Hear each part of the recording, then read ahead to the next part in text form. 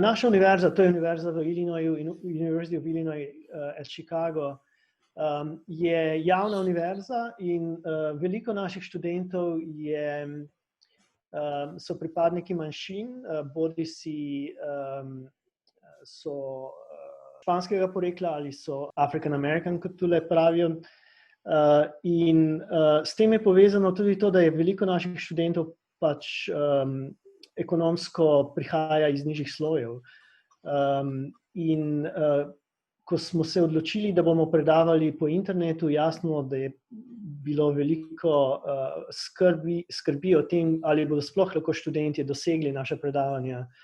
V našem primeru, jaz sem pač na tehniki, elektrotehnik, šola za tehniko je ponudila študentom, ki so rabili opremo, jim je ponudila opremo, računalniško opremo.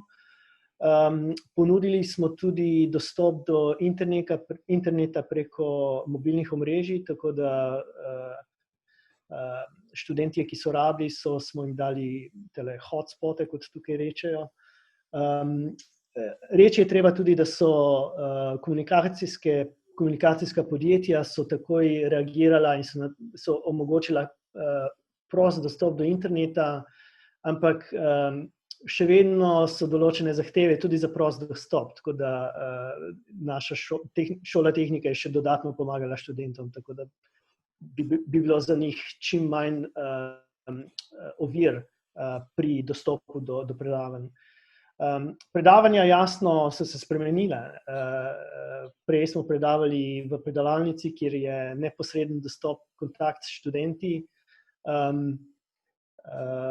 Sedaj tega kontakta ni več in ko se predava po internetu, si nekako čisto izoliran od stika s študenti. Mi uporabljamo orodja, ki so vgrajena v sistem, ki smo ga že prej uporabljali za objavljanje dokumentov in tako naprej za predavanje, kliče se Blackboard v našem primeru. Skupaj s to aplikacijo uporabljamo tudi razna orodja, tako da lahko bodisi pišemo in se potem to vidi na ekranu. Odvisno od predmeta, moj predmet je bolj matematičen, tako da ponavadi izpeljujem matematične formule, tako da rabim, pač obstaja kamera, ki kaže papir, na katerega se piše in potem to študenti vidijo. Odločiti se je bilo tudi treba, ali bodo predavanja sinkrona, pomeni ob istem času, kot so bila prej, in potem študente gledajo to v živo, ali se predavanja posnamejo.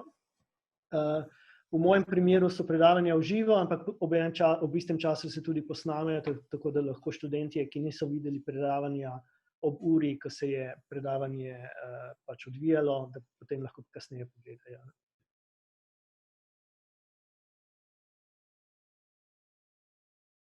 To je bil pravzaprav eden večjih izzivov, ko smo prišli na učenje nadaljavo, je bil prav z izpiti.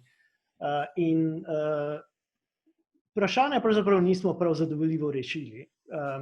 Par rešitev obstaja, v mojem primeru sem se odločil, da so študenti dovolj obremenjeni, da jih nočem dodatno obremenjevati z kakšnimi posebej novimi orodji in tako naprej. Tako da v mojem primeru jim dam samo izpit, ki traja, imajo okno enega dneva in v tem dnevu morajo si rezervirati 3 ure in v tistih 3 urah mi potem morajo izpit poslati.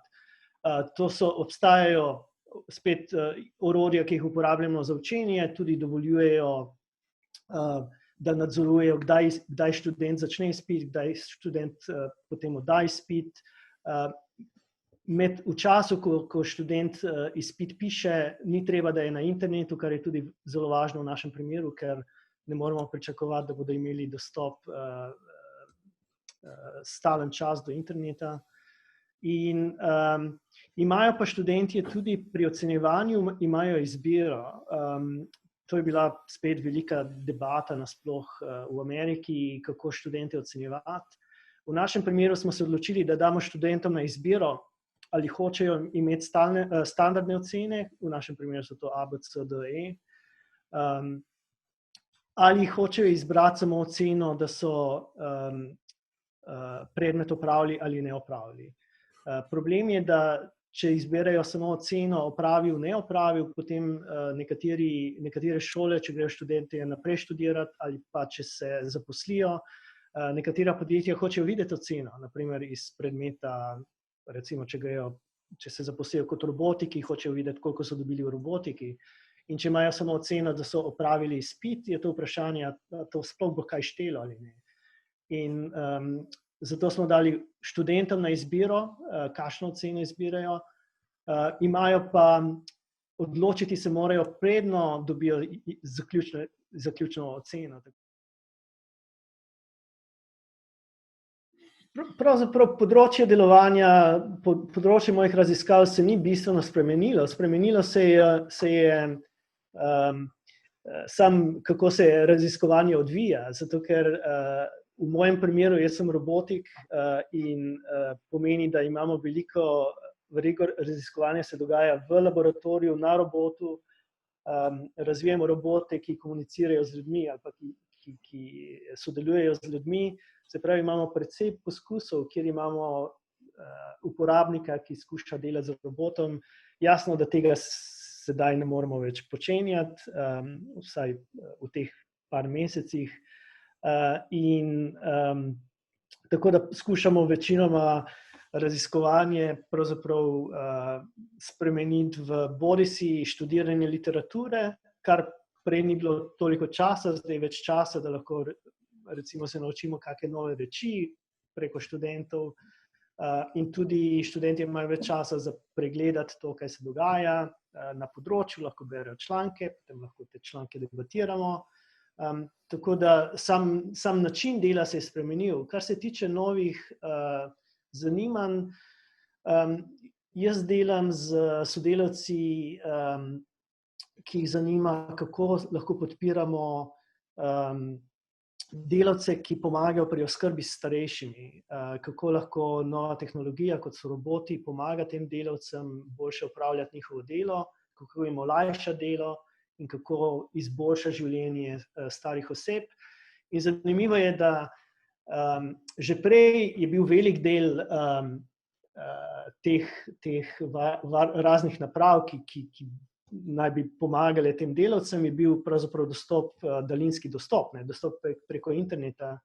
In sedaj z tole krizo, kjer se vse dogaja preko interneta, je postalo toliko bolj jasno, da pravzaprav je pomembno razviti metode, kako se ta dostop, daljinski dostop lahko efektivno uporablja in za to, da pomagamo ostarelim in za to, da pomagamo ljudem, ki skrbijo za ostarele. Tako da tole je nekako malo novejša smer mojega raziskovanja.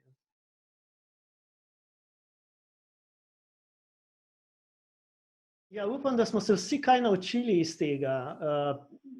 Jasno, da par spoznanj, upam, da smo do njih prišli. Eno je, da kljub temu, da živimo v mogoče zelo bogatih in naprednih državah, v Ameriki so se ljudje mogoče končno zavedli, da javne službe so precej niso dovolj dobro podprte. Še posebej javno zdravstvo očitno je v zelo slabem stanju v Ameriki, zato ima Amerika toliko težav, naprimer v New Yorku. In mogoče, da bodo ljudje spoznali, da država koristi tudi za to, da pač poskrbi za te službe, da ne samo jemlje denar, ta denar se potem vlaga v reči, ki so jasno potrebne. V Ameriki veliko ljudi misli, da je denar, ki gre državi, da je to izgubljen denar. Upam, da bodo malo spoznali, da temu ni tako.